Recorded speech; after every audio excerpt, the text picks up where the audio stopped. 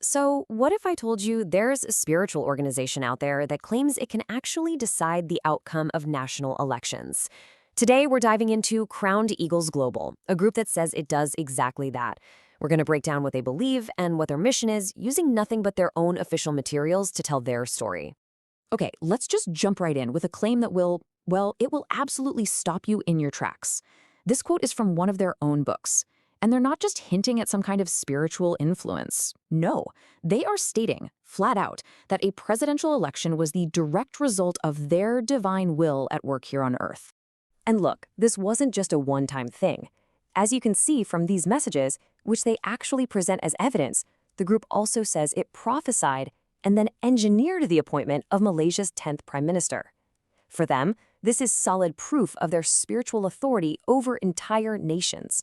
So, how do we even begin to understand a group like this? Well, we're going to break it down into 5 key parts. We'll look at their prophecies, get to know their leaders, explore their divine books, understand their mission, and finally, look at their ultimate message for all of us. First up, let's dig a little deeper into how Crowned Eagles Global views its own role in shaping politics around the world. This is where it gets really specific. According to their book, The Resurrection, these aren't just passive predictions, they're divine decrees. Think of them as actual orders sent down from heaven. They're issued through their leader, Shekinah, and then carried out by her partner, Aaron. This paints them not as observers, but as active, direct players on the global stage. And that, of course, brings us to a really important question. Who exactly are the 2 people at the very heart of this entire organization? Okay, so their whole theology really rests on 2 people, Shekinah Susan Yap and J. Aaron K. David. Their books call them the 2 cherubim of glory, and they have these very specific interlocking roles. Shekinah is the ultimate judge who represents the Father and the Holy Spirit. Then you have Aaron, who is described as Jesus reincarnate, and he's the one who helps execute that divine will. And, these titles aren't just used internally. They also appear on the world stage at humanitarian and diplomatic events. This certificate right here, for example, names Shekinah a Global Divinity Ambassador. So they're blending these spiritual roles with public international recognition. So where do all these beliefs actually come from? Well, the entire foundation of their theology is laid out in a series of 5 books that they say contain their core message. Now, the central claim here, the absolute bedrock of it all, is divine authorship. Shekinah has explained that these aren't her words.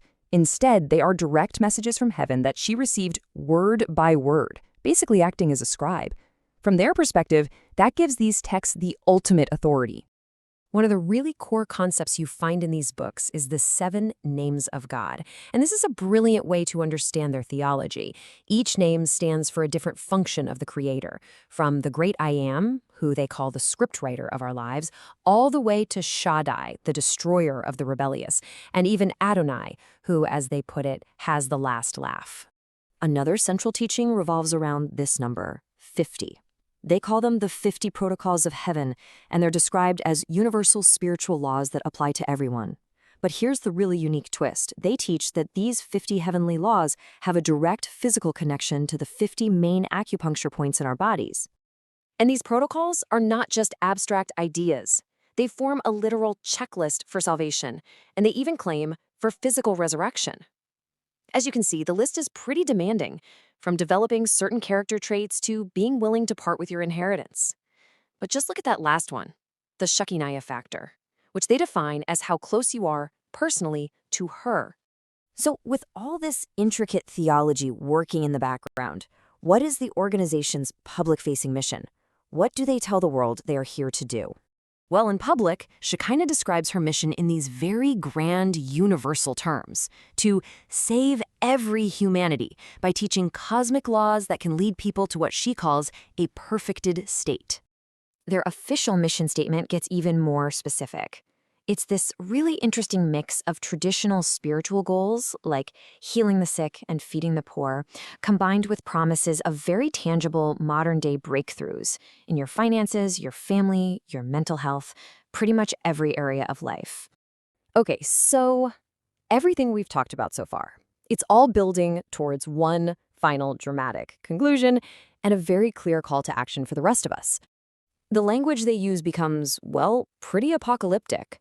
They explicitly frame their organization not just as a spiritual group, but as a modern-day Noah's Ark, the only place you can find refuge before a coming final judgment. And this right here is probably their single most critical point. In their view, following their teachings isn't just one of many paths you could choose. According to their own book, it is compulsory for all humanity to read their work and be in contact with them if you want to be saved. So, what do we do with all this? The story of Crowned Eagles Global, it really makes you think. It raises a much bigger question for our time.